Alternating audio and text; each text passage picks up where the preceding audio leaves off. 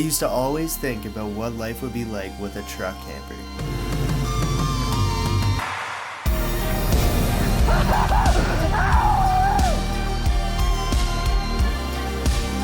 But after building this camper with my dad, I realized all the problems that come with truck camping. From bending tie-downs, animal break-ins, and lots of water leaking. It's safe to say I learned my mistakes the hard way. The first year in the camper was filled with peaks and valleys. Today we're revisiting the first 4 months and digging into what it's actually like to have a truck camper.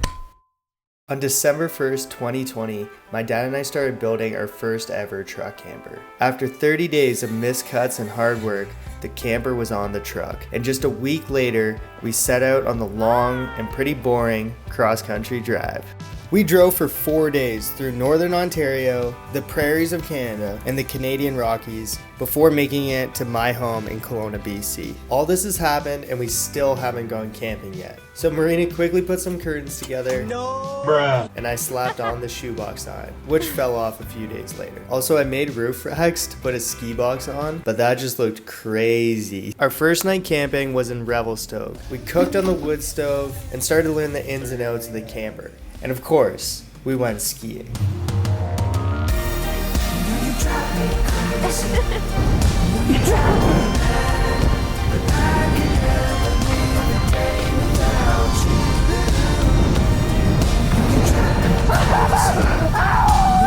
At this point, the truck was squatting so low, it was actually resting on the bump stops. I was completely stressed out about this, so I got airbags installed as fast as I could. Leveling the truck made it drive way better. But yes, I literally just drove 4,000 kilometers with the deepest possible squat on my truck. After installing airbags, we went right back to Revelstoke. But then I got a phone call. I was invited with Blank Collective on a backcountry ski trip to be an additional filmer for their upcoming movie. I couldn't say no. So I slept in the parking lot and the next day hopped on my first ever heli ride.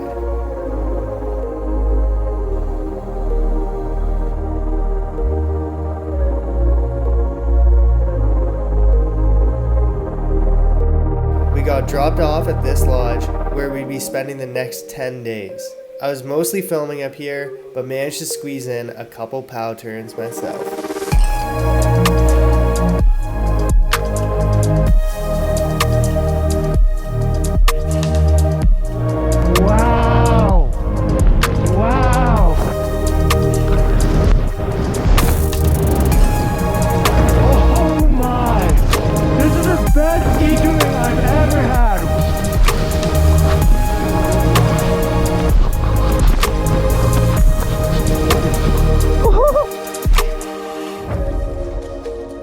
It wasn't long until we got picked up and I got brought back to the camper. And boy was I in for a surprise. So I might have left a couple granola bars in the camper. And while I was gone, an animal broke in and made itself right at home for a couple of days. It chewed through the wall where I drilled my holes for my propane lines and climbed right on in. This beast chewed everything from my electrical lines to cooking utensils. And it was dropping bombs on the bed, in my clothes. Anyway, thankfully Marina did most of the cleaning. That was a bummer. When I opened the door when I got back, I was just like, what happened in here? Like, I really didn't think animals would get in the winter. What happened is I had 2 holes drilled for propane lines, a pine marten.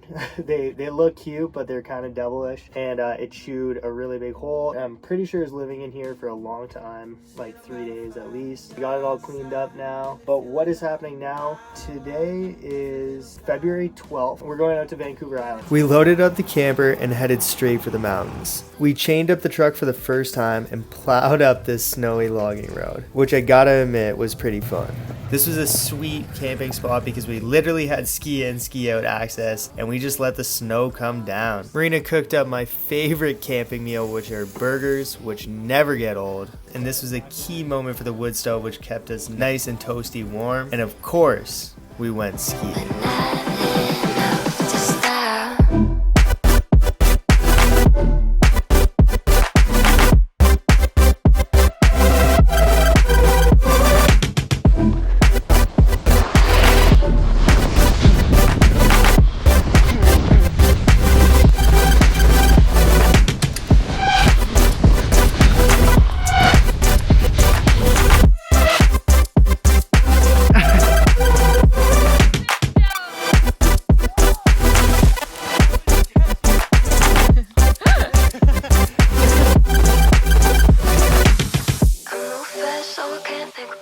having such a good time, we decided to extend our stay, eating the rest of our food and drinking the rest of our water. It literally just didn't stop snowing, so we felt like we just had to stay to catch the best of it. But then I noticed a problem. When we were lying in bed, we started to feel drips hitting us on the face. And as I pulled out some of the loose insulation, it showed that water was getting underneath the steel siding and seeping right through the plywood. I was honestly devastated at this moment. All I could think to myself is, how could there be another problem? But eventually I got over myself, realized it's just another speed bump on the road, and we tried to think of what we could do next. We decided to head out and go straight back home so that we could fix the problem. Alright, so we discovered that the roof is most likely leaking at the roof vent. Get this baby patched up. Water is getting underneath the steel, areas like there and areas like there, and then it's leaking to the roof.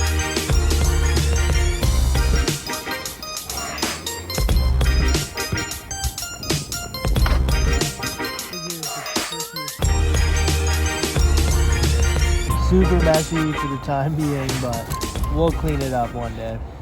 The water leaking also made me notice a huge error in the original build. We never used caulking between the overhang of the roof and the walls, and water was definitely peeling over that edge and getting right under the roof and seeping into the plywood. But hey, better late than never. So my friend Paul helped me out and we did a bunch of caulking on every seam, corner, and edge possible on this thing, and she was finally ready to get back on the road. For most of March, I spent putting around in the camper, skiing with as many friends as possible, and helping out a few more companies with some filming projects.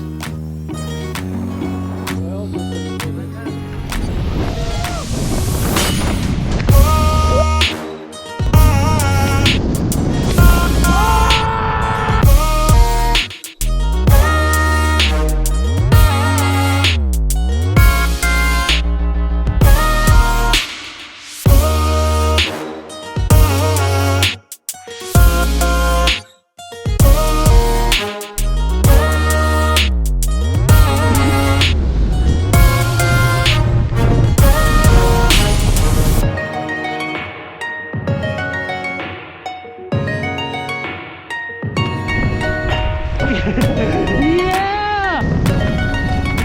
Oh! Are you good, bro?